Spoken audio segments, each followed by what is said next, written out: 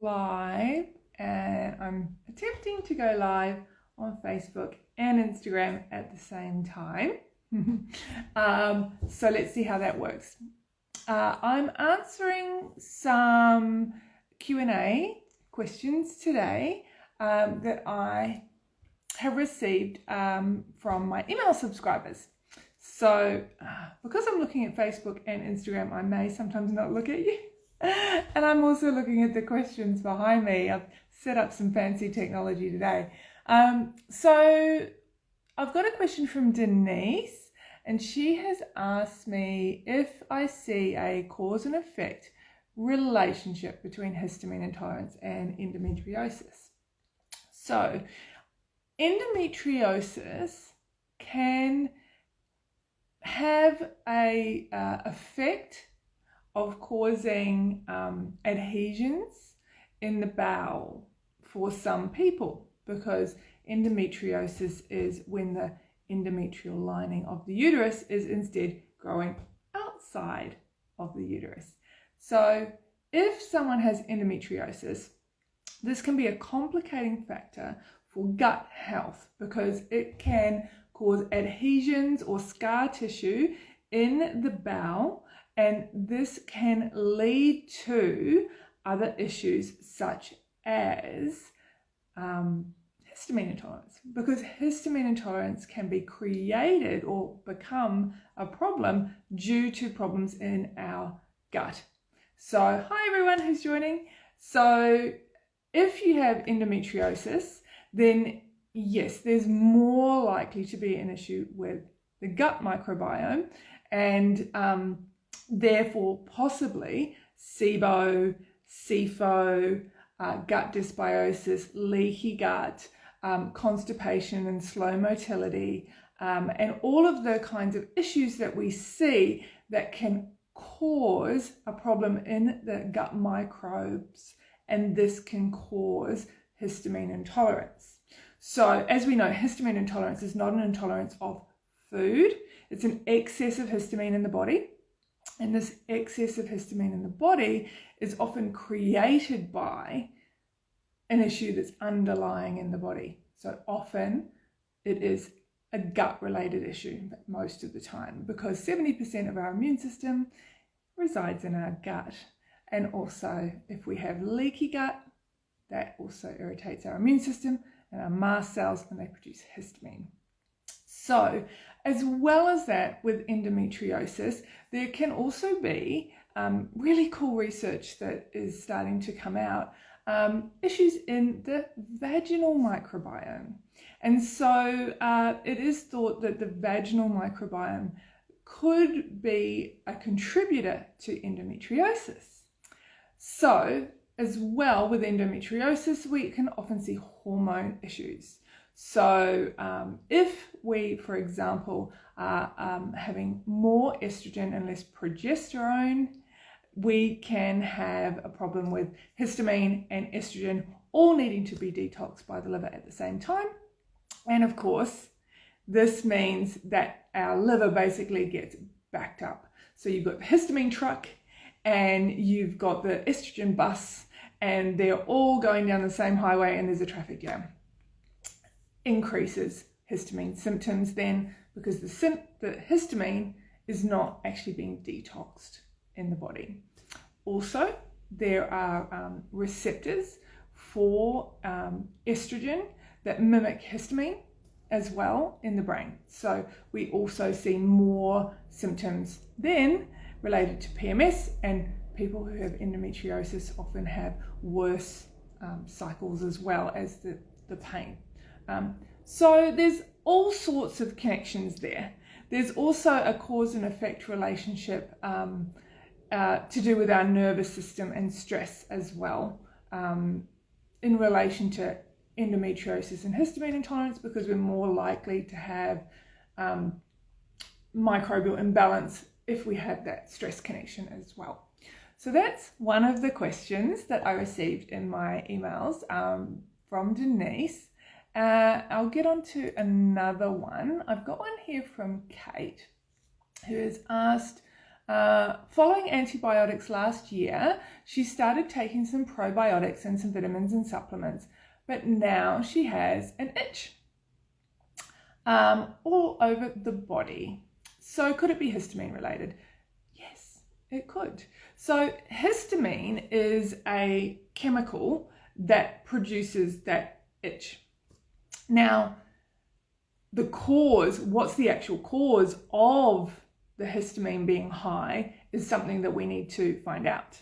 Sometimes there can be an IgE allergy, like a true allergy. So it could be that the itch is being caused by an allergy, right? A straight allergy. Then you've also got things like gut bacteria.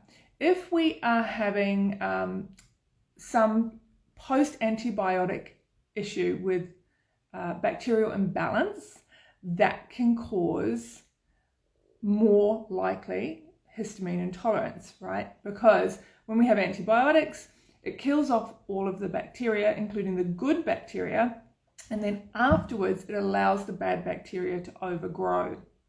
So then the good bacteria are, of course, dying off, and we need the good bacteria to help our immune system. So those are the ones that keep things balanced. If we have an overgrowth of the some other bacteria that has come up post-antibiotic, or also candida or fungal overgrowth, which is very common post-antibiotics, that is when you could be getting a rash or itching in this case because of what's going on in the gut. And that is then triggering the immune system, and the immune system and the mast cells are producing the histamine. So yes, antibiotics can be a real problem. And a lot of my clients have had antibiotics at some point in their life, sometimes regularly, sometimes as a one-off, and it's recent. And then after the antibiotics, everything starts to happen and get worse. So it's definitely something to only take if you really need it, and just be careful of antibiotics don't help with a flu or a cold. You need to have an actual bacterial infection for them to be useful. So thank you, Kate. Now I'll have a look here. I've got a couple more questions. So Jackie has asked about being diagnosed with urticaria pigmentosa mastocytosis and wondering if a low histamine diet is right and might work for me. So the only way to know if you have a improvement from a low histamine diet is to do a low histamine diet. So there's no real test that you can just go, okay, I'm going to do this test and it's going to tell me if a low histamine diet is going to work for me. You can see if you've got high histamine in the blood, but it doesn't tell you what's going on in the gut. It doesn't tell you why. It just tells you what's happening.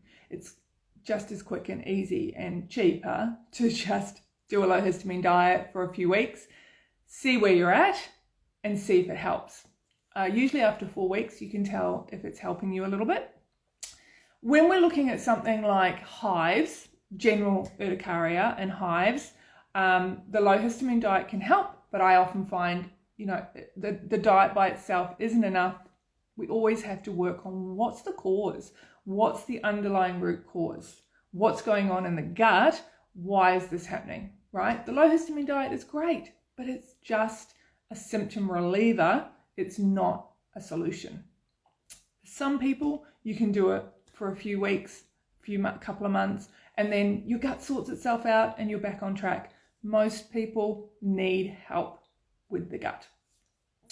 Now, when you've got mastocytosis, this is different to mast cell activation syndrome. So mast cell activation syndrome is when our mast cells are hyperactive and they release extra histamine. But when we're looking at mastocytosis, this means we've got an excess number of mast cells, and we can't fix an excess number of mast cells with diet.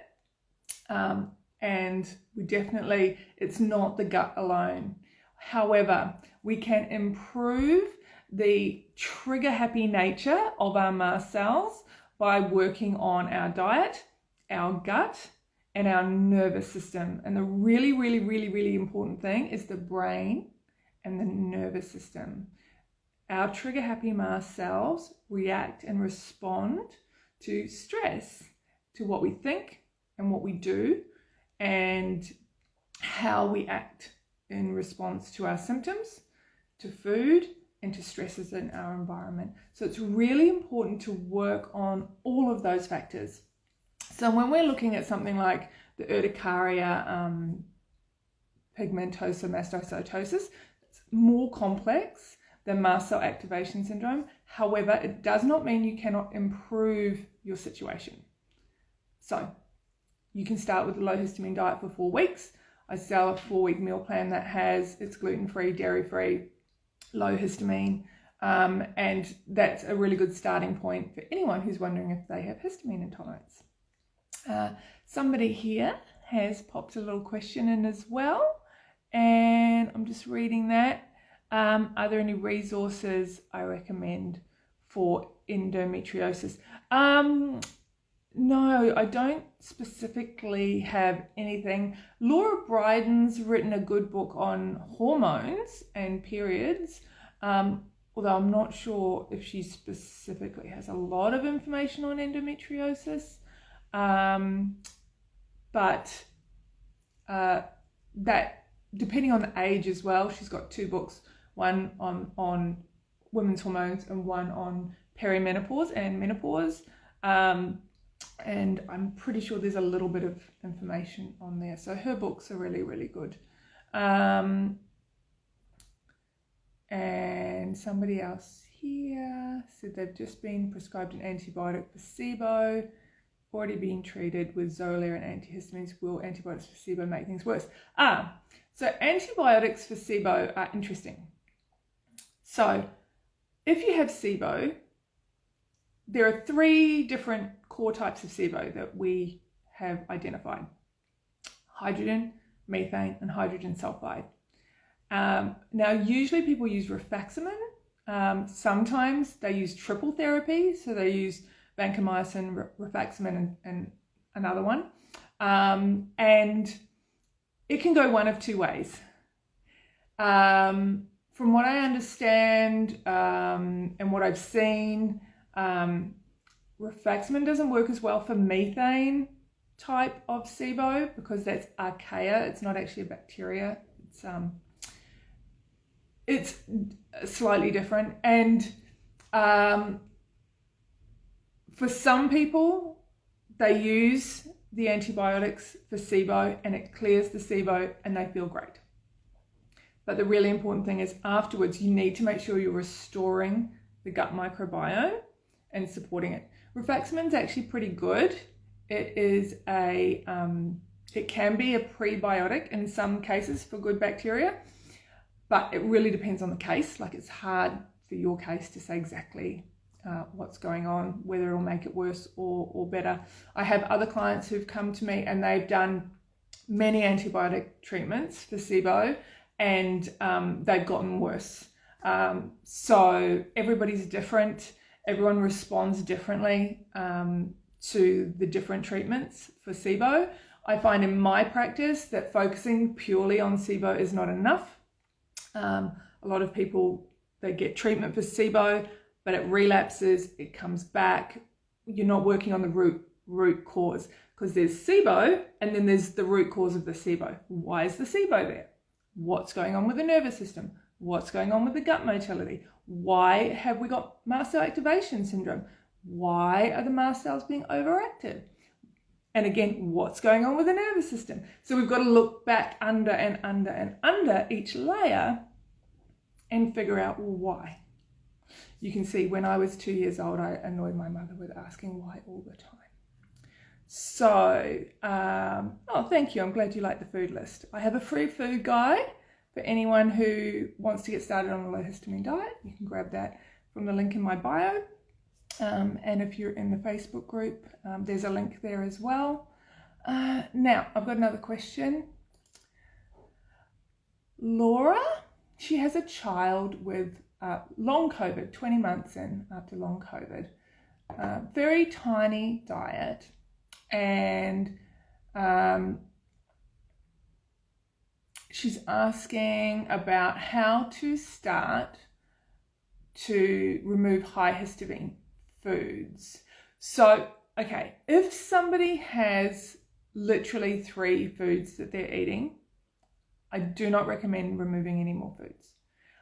Personally, I ended up on 5 foods, and it is not fun, and I do not want that for anybody, not on my watch. So I really recommend not to reduce your diet anymore if you're on 10 foods or less.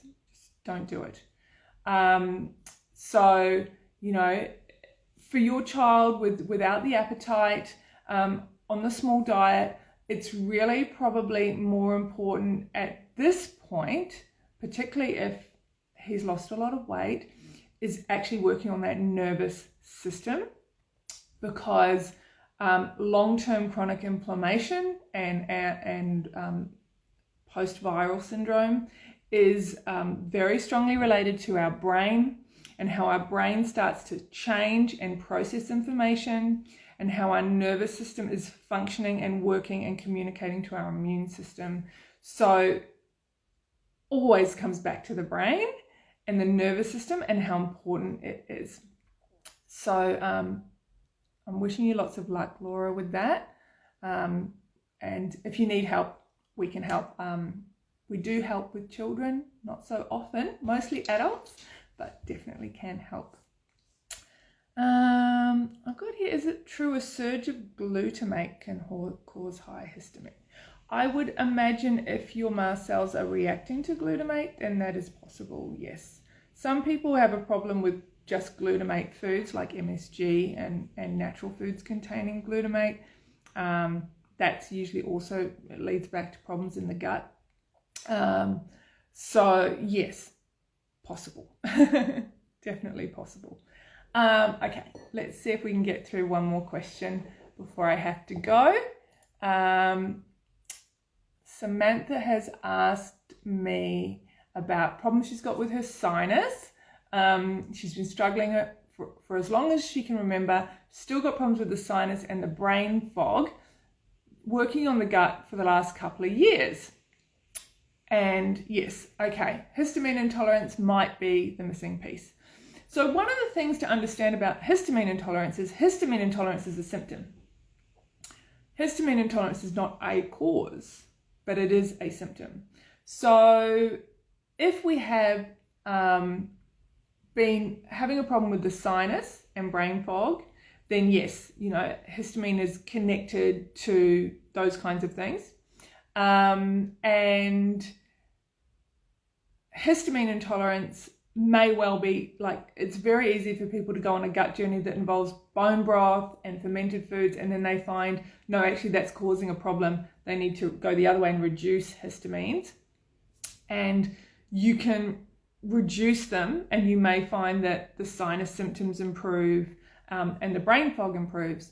I find what we really need to do is, again, work on the gut a bit more. If you've been working on your gut for 2 years, and you're still in this place, there's still something missing.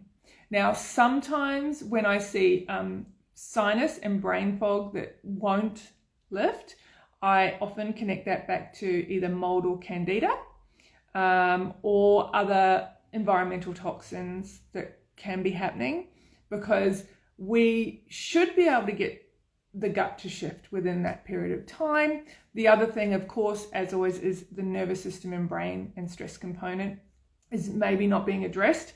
And if we're just working on the gut, we're not necessarily going to work on the underlying issue with the gut and the gut motility, which is controlled by our vagus nerve, which is controlled by our brain, which is controlled by whether we're in fight flight or whether we're in rest, digest, and repair. If we're in fight flight mode, our brain deprioritizes our gut, it deprioritizes our detoxification systems, and it focuses on running from tigers.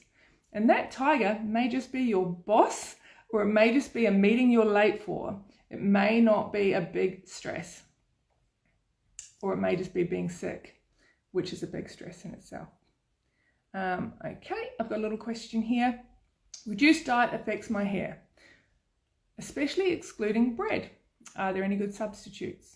So I see hair loss as, yes, when you have nutritional deficiencies. I see a lot of hair loss when you stress. Actually, hair loss is a response to a nervous system that is stuck in fight flight, because the follicles are not important and our body stops sending nutrition to our hair follicles.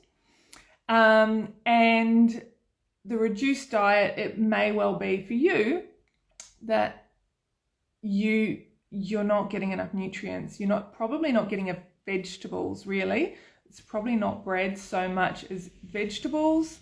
And it may be that the fortification in bread was something that was helping you, so you're not getting enough B vitamins. I have recipes for flatbreads, gluten-free flatbreads, wraps, etc. Yeast-free, because yeast can be a problem for some people, because yeast it's a fermented type of thing, so you're going to have more histamine, so that can be an issue. So substitutes for bread, I would say, you make a flatbread at home. I have recipes for that, or you might be able to find a good yeast-free bread that you can buy. A wrap. A lot of paleo wraps are really good because they're full of nuts and seeds and they're gluten-free and dairy-free. So those are good substitutes. I can't give you specific brands because it varies so much depending on where you live, and what I can buy and what other people can buy are different. So unless we know exactly where we are, it can be a bit hard. Okay, let me see. Have I got time for one more? Okay, one more. How do you find the underlying cause? I've got this from Kaylee, especially when it seems to have been an issue for many years and is getting progressively worse. That is a very deep and detailed health history. So that's what I do with clients. We go through with a fine-tooth comb every detail of your life. There's a pretty heavy form to fill in, it's quite long. And then we have an hour consult and we go through in detail. One key thread I always see is the gut. Sometimes along the way there's been antibiotics, or maybe there's been a gastro or traveler's diarrhea, or sometimes there's been, infections. Often there's been trauma, sometimes big trauma, sometimes little trauma. Sometimes it's just a stressful job, or car accidents, or whatever. So there's all sorts of different things that can be going on. But the way I find the underlying causes with people is a very, very detailed and thorough health history. And also by working on the one area that is never included, definitely in conventional medicine. They just say, it's all in your head, or it's stress, and they just send you on your way. I include specific tools when I work with people to change our brain, change our nervous system, and reverse that stress trauma response that has changed our brain, changed our immune system, made our mast cells trigger happy, all of that stuff. There's a way to redirect it. And I've got another question about estrogen and blood sugar and histamine and hypothyroid. Okay, so the blood sugar, low blood sugar triggers our mast cells to produce more histamine. It's really important to balance out your blood sugar. It's really important to work on the brain and stress, because if we don't work on the brain and stress, when we go into that fight-flight mode, actually produces cortisol, and cortisol produces a spike in blood sugar, and then the blood sugar rises and drops, and that's when we get, fatigue, hypoglycemia, dizziness, and mast cell activation. So we produce more histamine. So it's really, really, really, really important to work on all of those things. And then when we have something like hypothyroid coming into the picture as well, those all tie in together. So hypothyroid means that we're not producing enough thyroid hormones. We're not doing that because the thyroid is not getting the nutrients it needs. There might have been toxic exposure. There may not be, enough of the right nutrients in the diet, because most of our diets are pretty poor these days and don't have enough nutrients in them. And then, of course, the immune system can go into mast cell activation, which is hyper trigger happy mast cells. And then we can also go into autoimmune, and we can have both. Our immune system, when it goes offline, can turn into attacking itself, and we get celiac and we get hypothyroid or hyperthyroid or Hashimoto's or all these kinds of things. So they all do interact, and I talked about estrogen earlier as well. So yeah, it's important to look at the whole person, the big picture. Every aspect of your life is important, every single thing. So don't discount anything. Okay, right, well, those are the questions answered. If you want to ask your question, you can join my newsletter. You can sign up for the free low histamine food guide.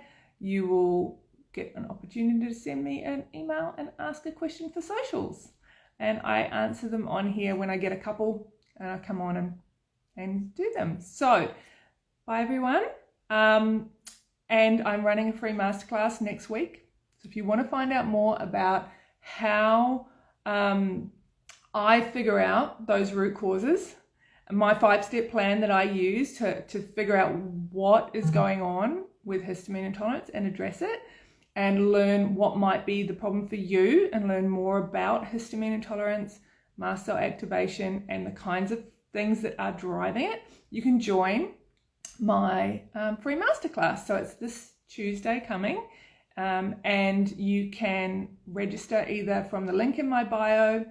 If you're on Instagram, I'll pop the link in the comments on Facebook, and you could also, if you want, just drop a comment and we'll DM you the link. So bye everyone, thanks for joining, and we'll see you soon.